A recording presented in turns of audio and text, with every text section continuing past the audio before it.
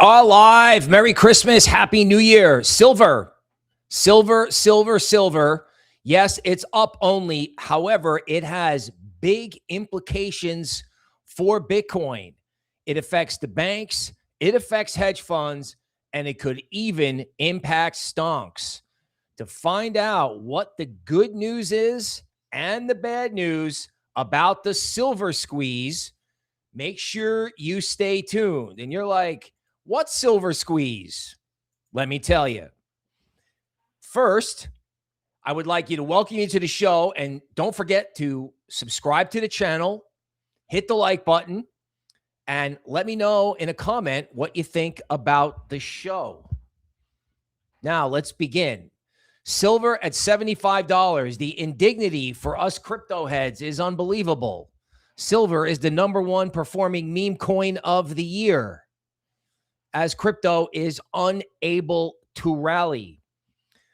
Bitcoin is also likely being impacted by quantum computing FUD, which may not be FUD at all.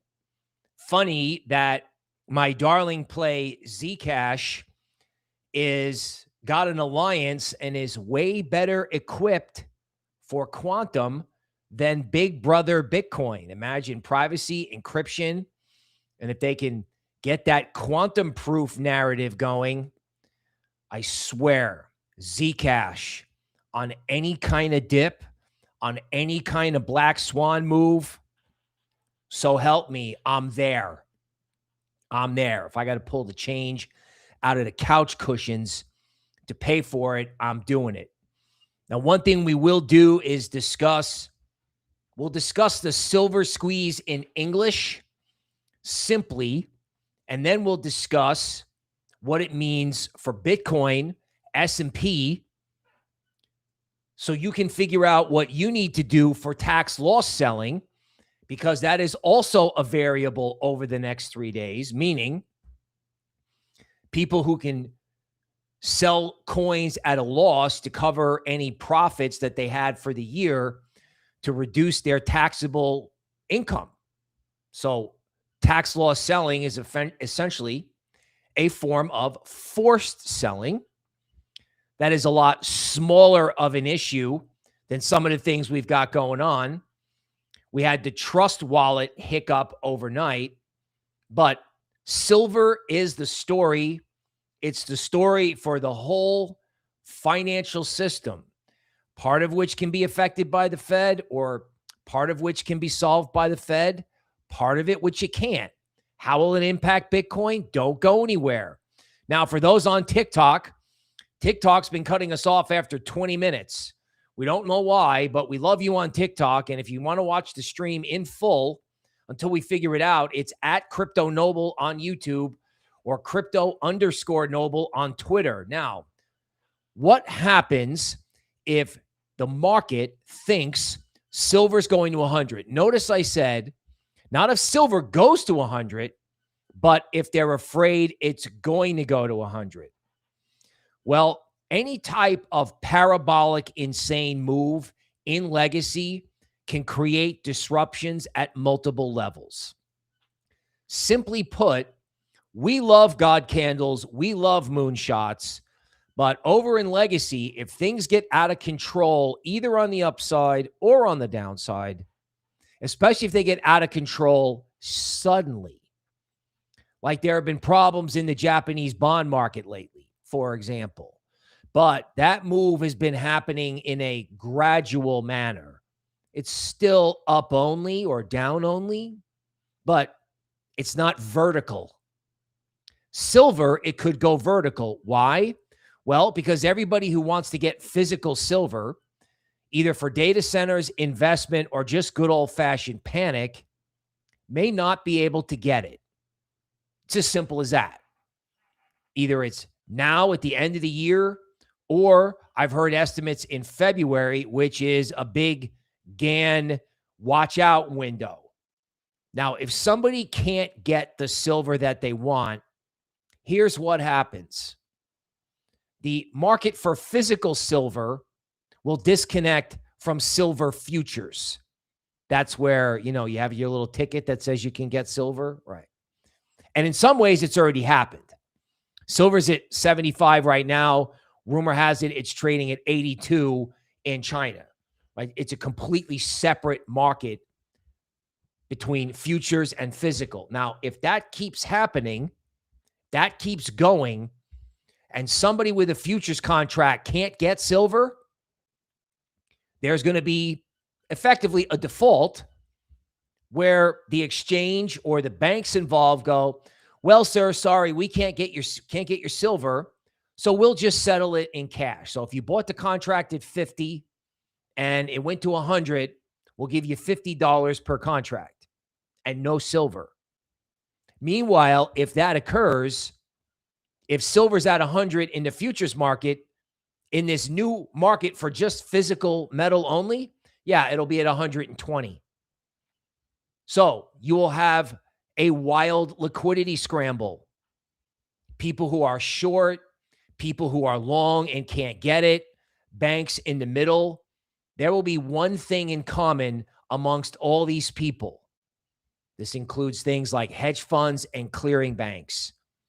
An increase in volatility, a disorderly move can squeeze liquidity, meaning people can't borrow money from each other and they may have to sell assets, right? So if silver goes crazy and everyone panics, even if the mechanics are a mystery to you, you could have a big scramble to sell assets to get the money, which is why last night, Bitcoin went up 2.5%, and it looked like it was literally going to go to the moon. I was like, oh my God, this thing's going to blow through 90. And then it just stopped. It just stopped. It's like someone is still sitting on this to a degree. The baby Bitcoins are doing pretty good. I saw Decred up 50% at one point. Still love those baby Bitcoins on a dip. Baby Bitcoins means Dash, Zcash, Litecoin, Decred, right? Monero's not baby Bitcoin, but I'd throw them in there too. But what I'm trying to say is you want to keep an eye on things like bank stocks, JP Morgan, Citigroup, Bank of America. You want to watch those stocks really close. You want to watch S&P too. S&P's trying to get the 7,000 print out. They're in the middle of a Santa rally, and you know what? I'm going to say the strangest thing you've ever heard. I hope S&P keeps going up. I hope the banks are fine. I know that sounds crazy, but I want silver to be orderly, because if silver gets disorderly or fear rises, you can have a derivatives blow up, a physical market blow up, a bank problem, a clearinghouse problem. And if the volatility really gets outrageous, it can impact hedge funds who see outrageous volatility in one asset as a signal, a warning signal that triggers the sale of other assets. So Bitcoin is in sort of a fight to survive. It's not bearish per se, because any liquidity hiccup in silver most likely can be resolved by the Fed doing QE. However, and here's the good news, and we discussed this last week, this pickle in silver, where you could have both a liquidity problem, people scrambling for money to cover margin calls or whatever whoopsie daisy happens, combined with the fact that, this could make futures contracts untrustworthy. You discussed this in Patreon, that, this could be a massive net benefit to crypto after any potential kind of convulsion happens. In other words, if you can't trust a futures contract, then the only thing you can trust is crypto in self-custody. That's the only thing you can trust. So, intermediate, long-term, it's great for Bitcoin. Between now and February, you're living with some risk. Now, it would be beautiful, it would be, if the threat of the silver problem drove people to Bitcoin.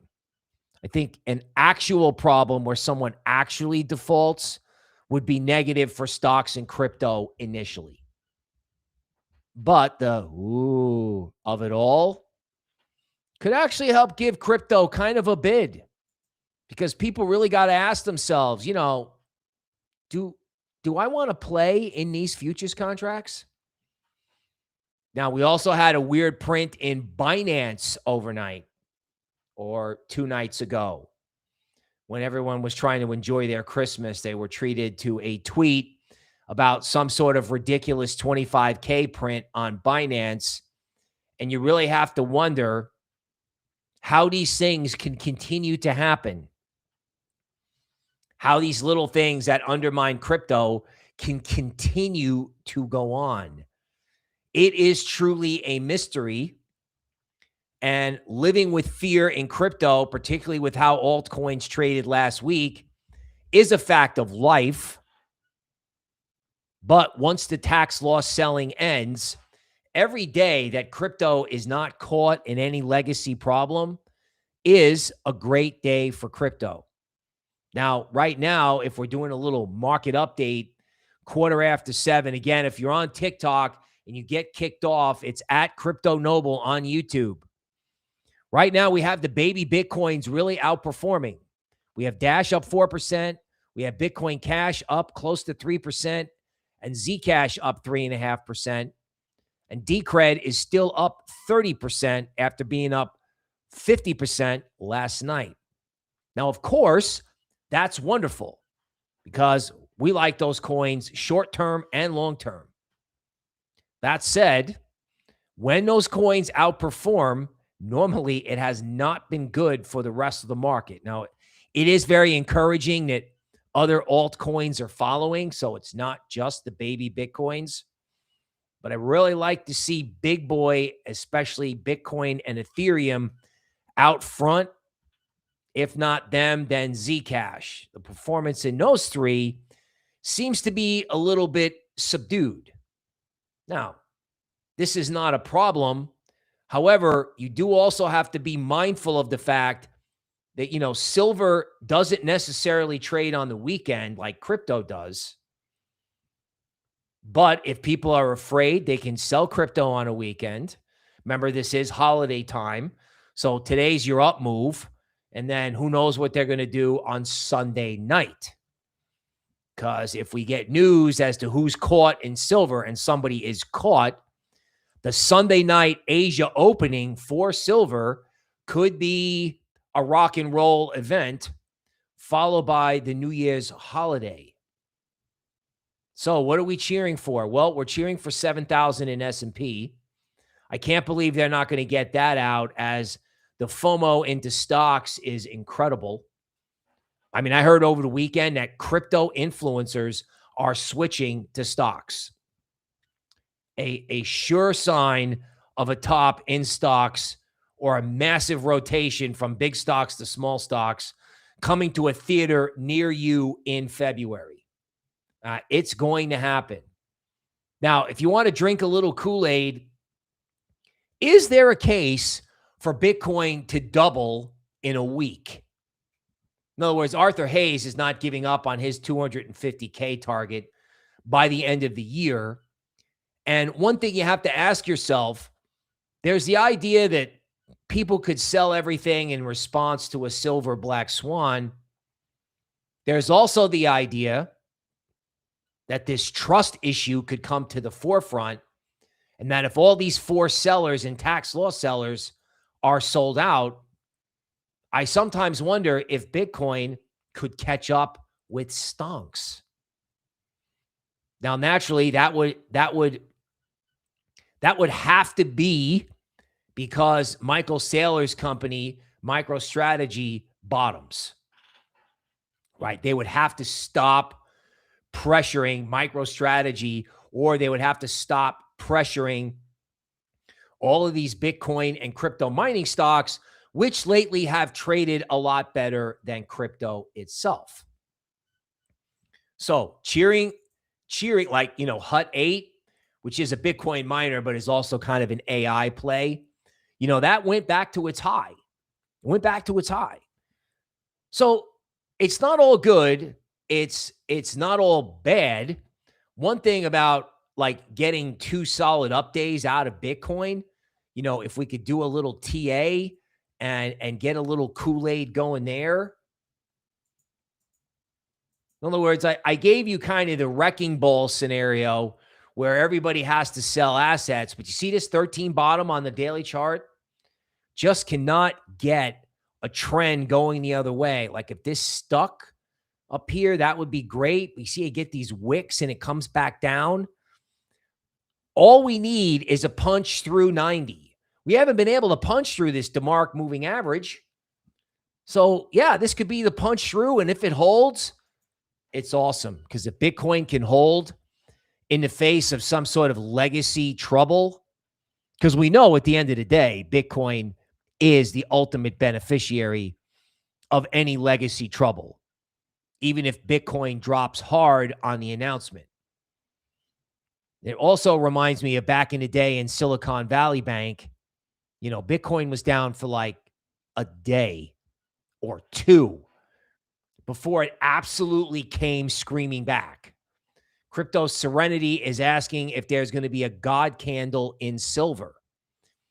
Well, dude, you could have the God candle now, or you could have the God gap over the weekend. It's Sunday night in Asia. Like, if I had a guess about silver, like banks and regulators will try to put a lid on it today. However, there's no lid on it on Sunday night. None. Right? Because the Chinese futures market isn't a paper futures market. It's like when you buy at the Chinese futures exchange, as I understand it, at the metals exchange, that's for buying and selling physical metal. There's not like, oh yeah, you know, it's like, I'll buy silver and I'll pay you later. You know, it's just not like that. So if that market detaches, and I think the reason why you know that there's really incredible stress in precious metals is that they're starting to moon other assets. Now, again, you're asking, they're starting to moon copper, palladium, platinum. They're starting to moon all this. Now, of course, all the anti-crypto crowd like Peter Schiff, right, who's now got 1 million Twitter followers. Here's his Merry Christmas tweet. Ready? King Dollar's reign is coming to an end. Gold will take the throne as the primary central bank reserve asset. That means the US dollar will crash against other fiat currencies, and America's free ride on the global gravy train will end. Prepare for a historic economic collapse. Okay. So, Merry Christmas to you too, Pete. A few things about this.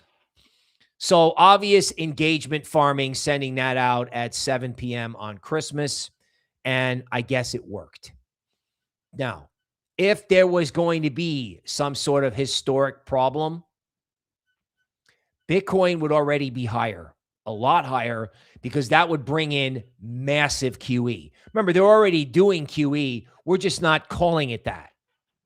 They're already doing $45 billion a month. So if there is a historic collapse, that brings in QE. And that is what makes Bitcoin go up, right? Gold goes up when people are afraid.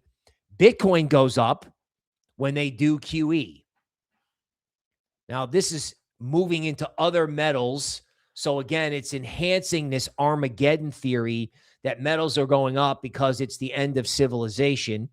And we know civilization has its problems, but I think metals are going up because someone is short either gold or silver, and they're doing the next best thing by trying to protect themselves by buying other metals futures.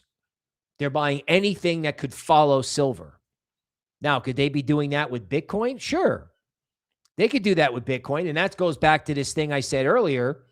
Is there a case for Bitcoin to go to 150 in 2 weeks? Not really, but if Peter Schiff wants to write a historic economic collapse tweet on Christmas, then I can talk about the QE response to that. Because, Pete kind of missed that by just saying, it's the end of the world, as if Scott Bessent and the Fed would just sit by.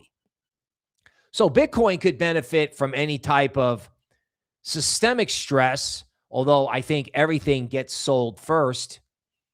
But that Bitcoin rebound could be unbelievable for two reasons. One, the Fed would have to come in and flood the market. Two, there would be a trust issue, right? In other words, everyone says altcoins are dead. It's over. They're dead. They're all going to zero.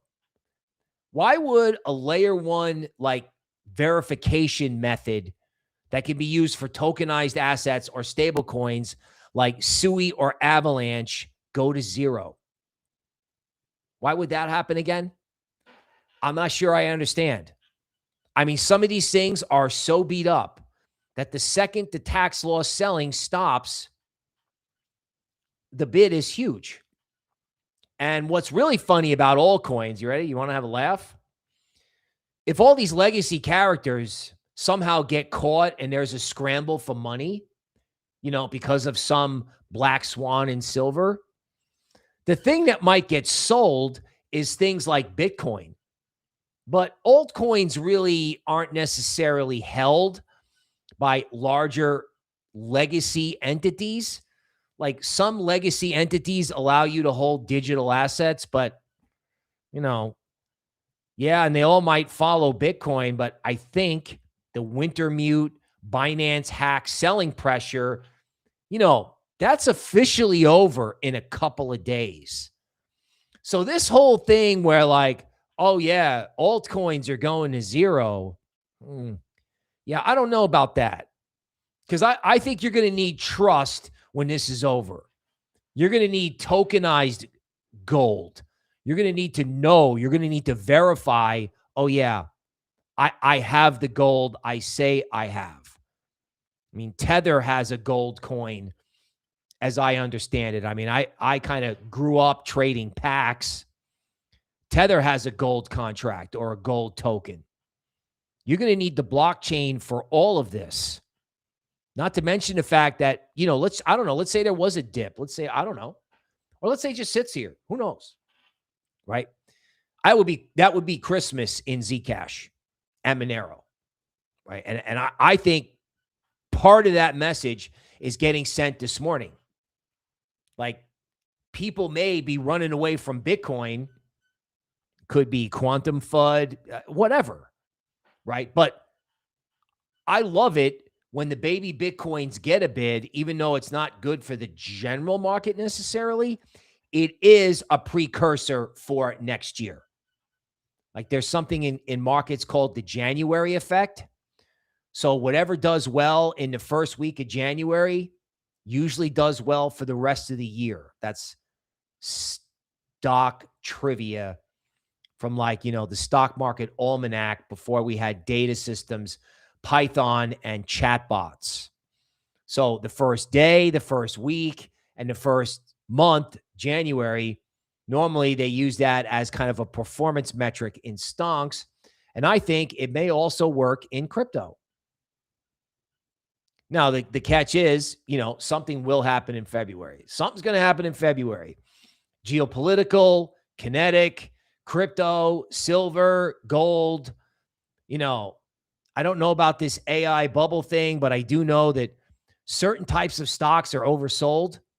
There were a lot of stocks making 52-week lows, not 52-week highs, 52-week lows a month and a half ago. Everybody was like, oh my God, the stock market's falling apart. It didn't work out.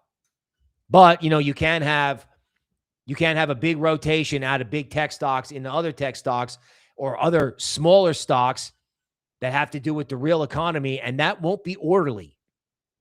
So, that's what's coming in February.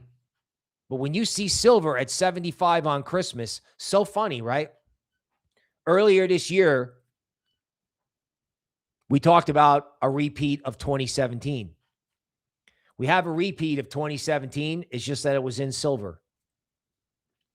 Toby said it would be a year unlike any other. What did that mean to us crypto heads? We were like, oh my God. Yeah. She said decoupling too. Who knew? Who knew it was Bitcoin down, everything else up? The thing that's funny is if silver continues to go up, Stonks would probably be the most exposed because, that's the bigger, more liquid market, right? If some hedge fund's risk model goes, oh my God, our metals book just got too volatile, start liquidating other assets. That's not just volatility on the downside. Like extreme volatility can mess up computer models at more than one type of hedge fund. So can that mess with Bitcoin? Yeah. But are you going to want that Bitcoin ETF near 50? Notice they can't get that thing too far away from 50. Closed at $49.46. Of all the levels that everyone looks at, I don't bring it up often. That's the level. It's like 7,000 in S&P and 50 in the Bitcoin ETF. And my God, would I love to see the Bitcoin ETF hold 50 and love to see Bitcoin hold 88. Because if they can ever break Bitcoin back above 90 on a weekly closing basis, just to give you some TA, oh my God. Oh my God. Right? And then, of course, you have really fun news that, SBF's, I don't know, you could say girlfriend or associate gets out of prison in January. So they blew up the whole world and they're getting out of jail in January. How nice, right? As the rest of us suffer. Now, a word on suffering in crypto. I understand that what we're looking at is kind of awful. And I know we're all cheering for an altcoin rebound. And I think at the end of the day, we're kind of also hoping that, silver does bring to light that, legacy is very fragile, which is why they want to tokenize assets.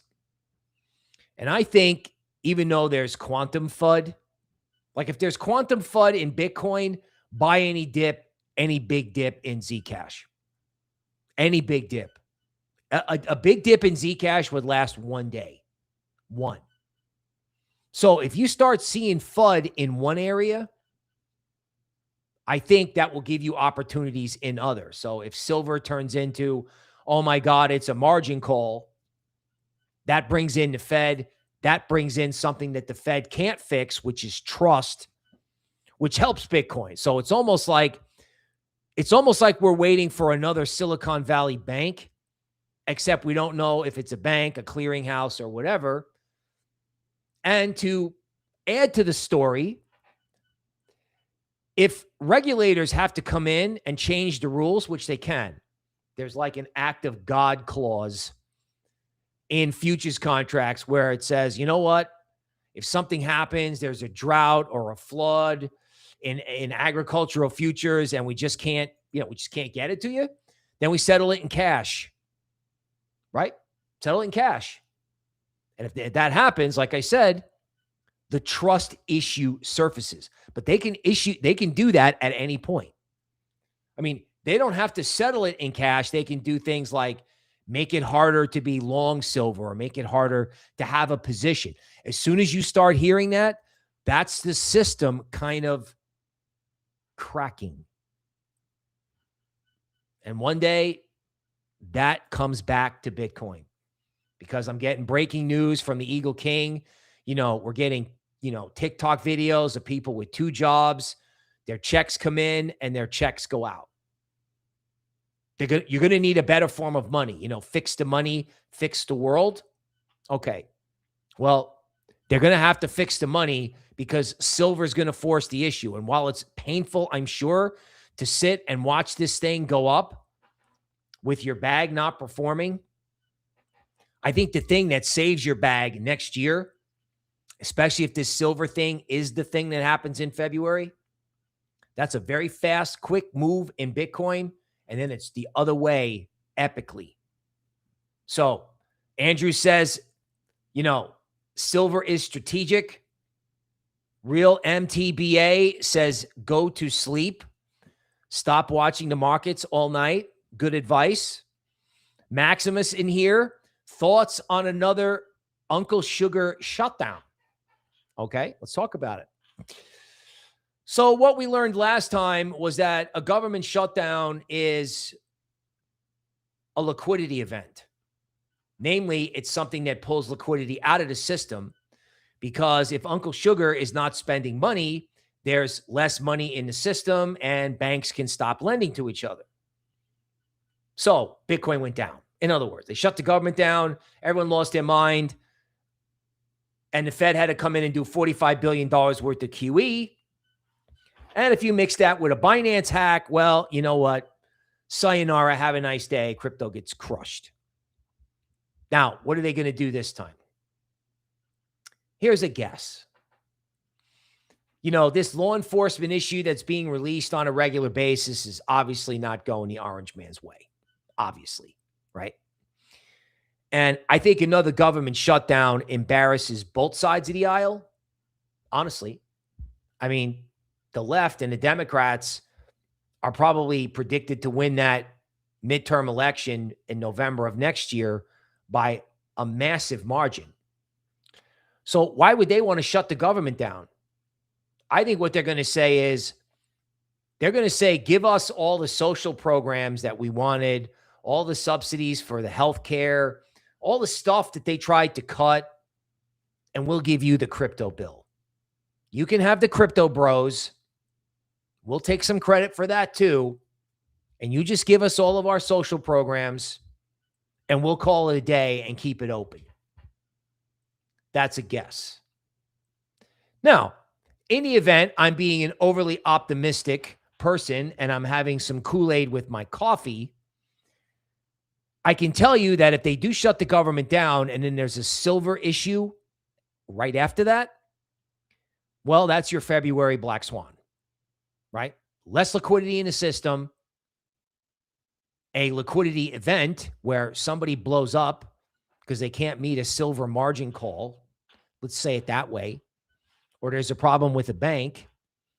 That's your event. Now, again, that brings in the Fed huge, permanently, if that happens, right? I mean, in a way, if you're in crypto, you want it to happen. You want them to get caught and be like, yeah, you know, remember long Bitcoin, short the banks? Yeah, it's back. But it's not just metals, right? Because remember, the thing with metals is that it's not just out of speculation. It's not just the end of the world. I think it was the end of the world. Gold would be at 8,000, right? The silver thing is supply and demand for the actual physical product. A lot of it's driven by industrial use. It's the data center thing and speculation and panic, which is typical in commodities. So in order to have an event in February, you have to have a lot of things happen all at once. And as I talk about it, if everyone's afraid of those things now and it doesn't happen, well, you can have yourself quite a crypto rally.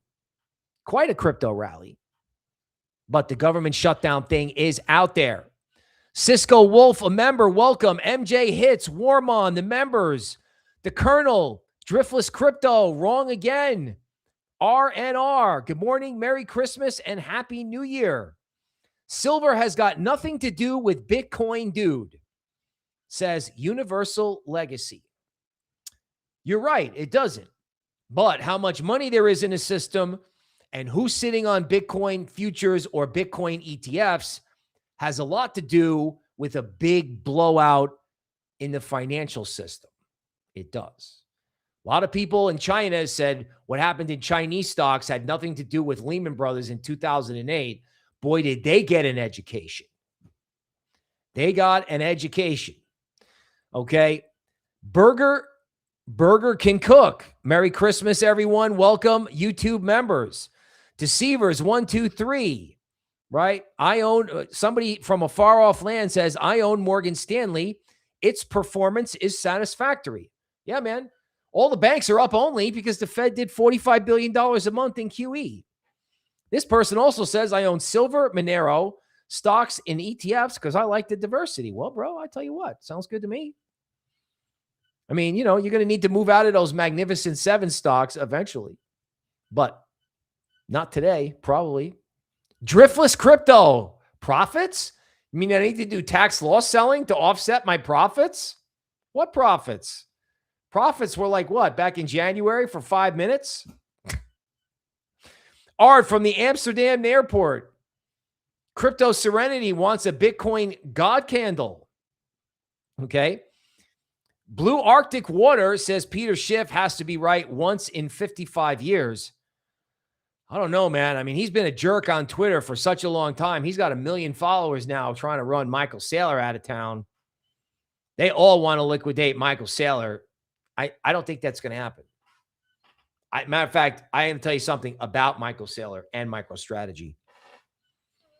If there's an event that causes a wick down, just say, or if his stock just survives in general, I think that could be a very constructive sign for him and his company, that if they get through the end of the year or they get through February and it's not the end for them, in other words, if they're still standing in 60 days, kind of like Rocky Balboa, 12 rounds from now, if there isn't liquidation pressure on him, if they don't take it below 80, if there is a problem in February, whatever it is, and he survives and Bitcoin survives, they come out stronger, a lot stronger.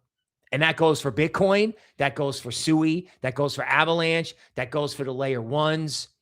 People think we're not going to need decentralized AI. This whole death of altcoins thing, yeah, I'm not buying it.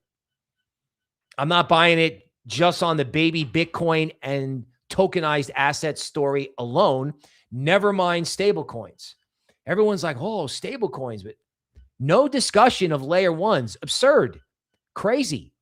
Absolutely nuts. And I can tell you right now, even if there's a dip, if Zcash has a quantum resistant story, Zcash is going to 3,000. You just don't know what the short term looks like. You don't know if people got profits at the end of the year. It's just a weird time. You got options expiration. Things are very thin.